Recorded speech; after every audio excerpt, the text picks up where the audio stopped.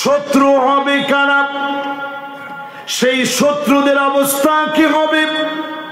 পরের আয়াতে আল্লাহ বলেন হাত্তা ইযা জাউহা, জাহান্নামের সামনে যখন আসবে, শাহিদ আলাইহিম সামউহুম ওয়া আবসারুহুম ওয়া জুলুদুহুম, চোখ সাক্ষী দিবে, কান সাক্ষী দিবে, চামড়া সাক্ষী দিবে, যা করেছে সব সেদিন ফাঁস হয়ে যাবে।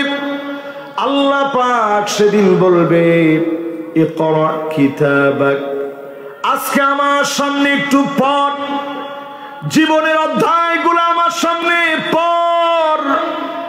এক একটা খাতা কত বড় হবে, মাদ্দাল বাসর, গুনাহের খাতা এত বড় হবে, দৃষ্টি যত দূর পর্যন্ত যাবে তত দূর পর্যন্ত বান্দা তাকায়া দেখবে সব শুধু তার গুনাহ দিয়ে ভরা।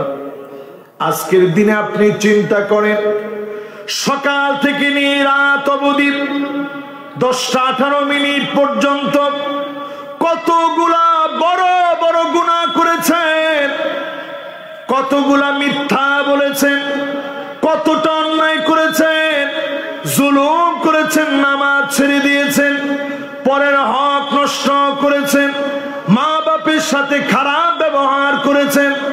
এই অন্যায় গুনার কারণে আপনার উপরে যিনি রাগান্বিত হয়ে আছেন তিনি কে?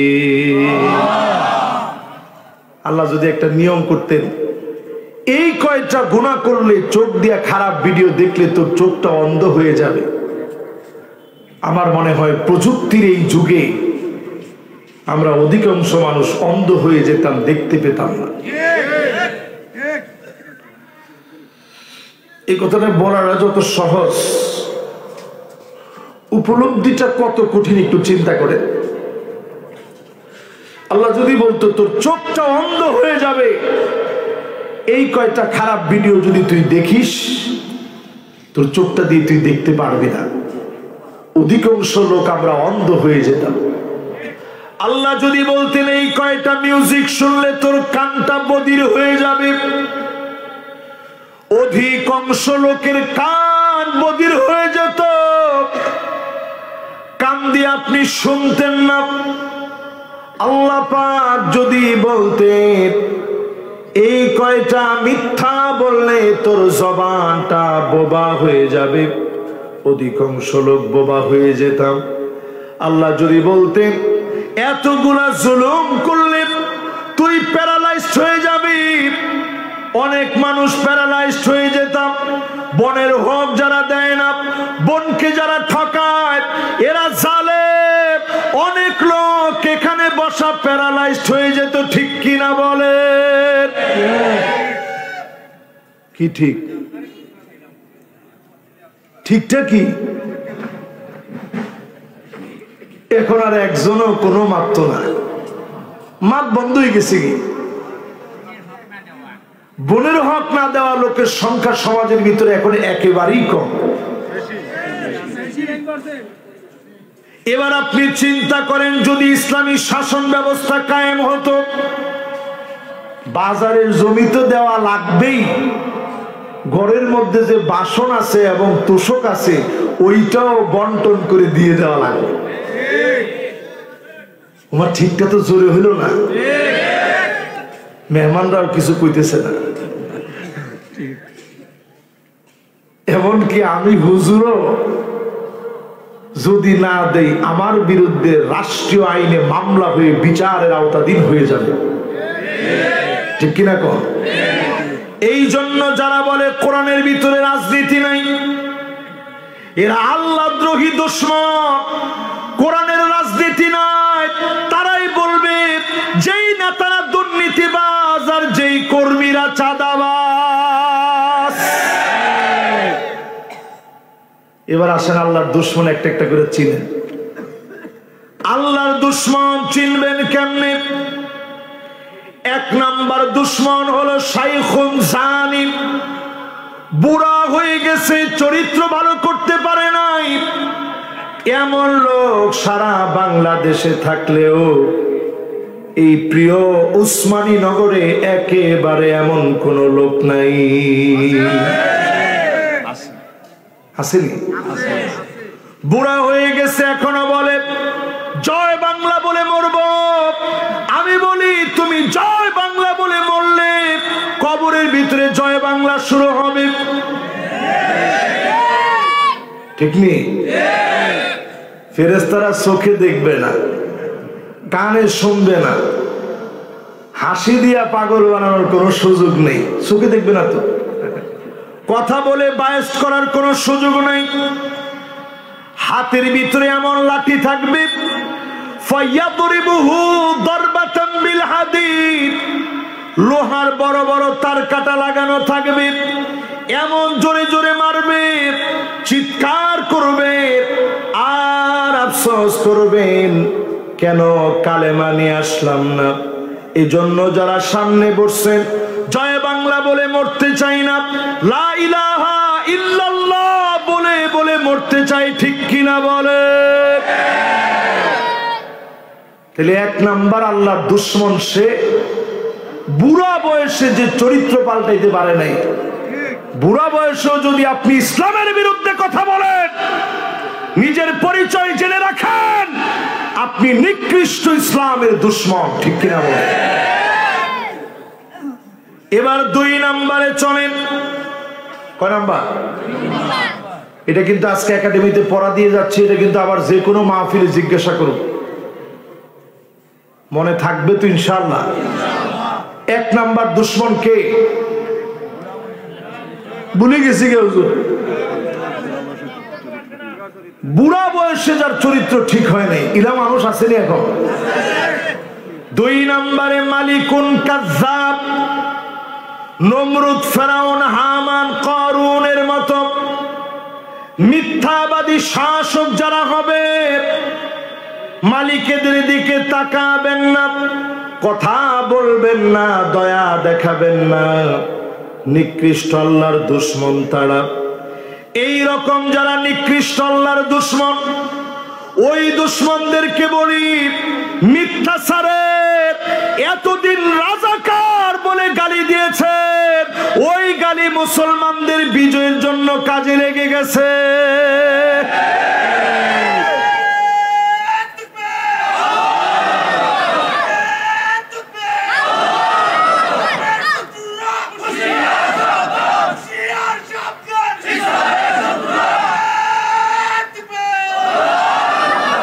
সুবহানাল্লাহ।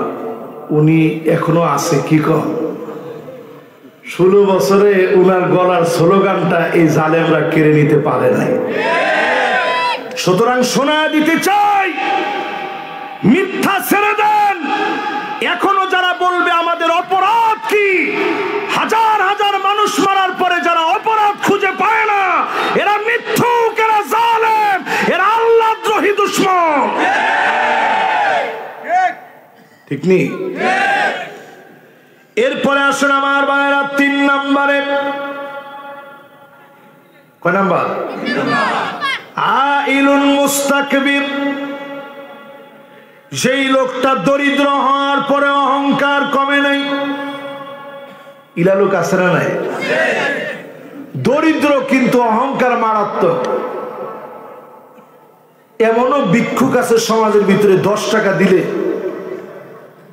কি 10 টাকা, তুই 10 টাকা ল, ভিক্ষুকের চাইতে ভিক্ষুক তুই। এই যে আপনি 10 টাকা দিচ্ছেন, সে রাগ করছে, এটা ইসলামের সম্পূর্ণরূপে নিষিদ্ধ। আপনি দরিদ্র ঠেলাওয়ালা, ভ্যানওয়ালা, রিক্সাওয়ালা, অহংকার করে ছোট করে কথা বলবেন না।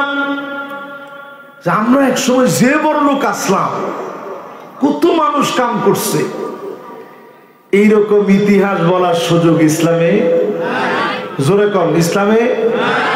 আরেকজন এখন একটা বিল্ডিং করছে, আপনি পিছনে ইতিহাস আনলেন, তার বাপ আমরা ভাই কাম করছে, দাদা কাম করছে, আমরা কেউ গাঙ্গপুরে গেছি। এইরকম যারা হিস্ট্রি বলে আল্লাহর দুশমন, তারা লা ইউকাল্লিমুহুমুল্লাহ ওয়া লা ইউযাক্কিহিম ওয়া লা ইয়ানজুরু ইলাইহিম, আল্লাহ তাকাবেন না, কথা বলবেন না, মায়া দেখাবেন না, দয়া দেখাবেন না। সেদিন যদি আল্লাহ মায়া না দেখা, যাওয়ার মতো কোনো জায়গা গোলামদের জন্য থাকবে না। সেই মুসিবতের সময় কত ভয়াবহ হবে। নবীরা ইয়া নাফসি বলবে, কামিকদারি মিলিন, একটা মাইলের ভিতরে সূর্য চলে আসবে। এত দূরে সূর্য, তাই কেমন গরম। সূর্য এত কাছে চলে আসবে, মানুষগুলা সেদিন ঘামতে থাকবে। কারো কারো ঘামগুলা টাকনু পর্যন্ত চলে আসবে, কারো কারো ঘামগুলা হাঁটু পর্যন্ত আসবে, কারো কারো ঘামগুলা কোমর পর্যন্ত চলে আসবে, কারো কারো ঘামগুলা বুক পর্যন্ত চলে আসবে। আল্লাহ নবী নিজেই ভাবে হাত দিয়ে দেখায় দিলেন, কারো কারো ঘামগুলা মুখ পর্যন্ত চলে আসবে। চতুর্দিকে শুধু কান্নার রোল পড়ে যাবে, কেউ কারো দিকে তাকানোর সময় নাই। একমাত্র যিনি শুধু তাকাবেন তিনি কে? আল্লাহ সেদিন তাকাবেন না বিদ্য চরিত্রহীনের দিকে, মিথ্যাবাদী শাসকের দিকে, দরিদ্র অহংকারীর দিকে।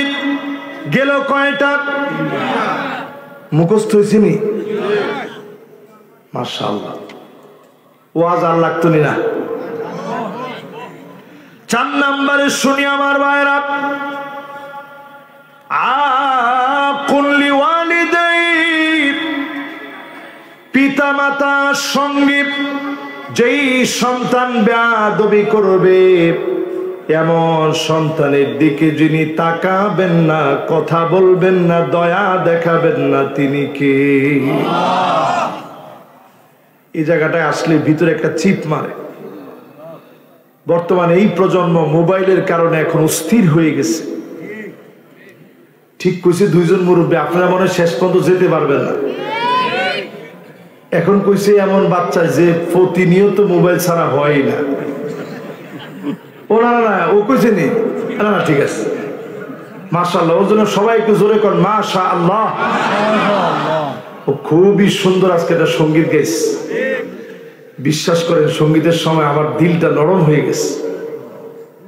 এটা আমাদের স্বপ্নের সঙ্গীত।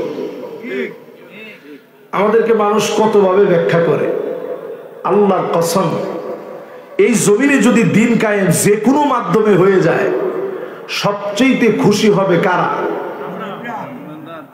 আমরা কইতে তো দেরি লাগলো। সবাই বলেন কারা? যে কেউ আপনার দিনটারে কায়েম করে। এই জমিনে আমরা আর অন্যায় চাই না, অবিচার চাই না। উই ওয়ান্ট জাস্টিস বলে আমার ছোট্ট ছোট্ট বাচ্চারা স্লোগান দিয়েছে। গুলি করলে একজন পড়েছে আর একজন দৌড়ায় চলে যায় নাই। এই দৃশ্য আমরা বদর প্রান্তে দেখেছি, উহুদের প্রান্তে দেখেছি, খায়বারের প্রান্তে দেখেছি, ইয়ারমুকের প্রান্তে দেখেছি, নতুন করে 24 আগস্টে বাংলাদেশে দেখেছি।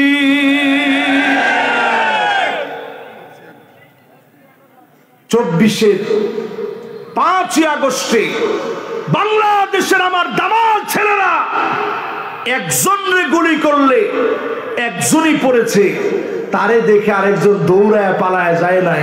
এ কথার স্বীকৃতি তাদের অফিসাররা দিয়েছে।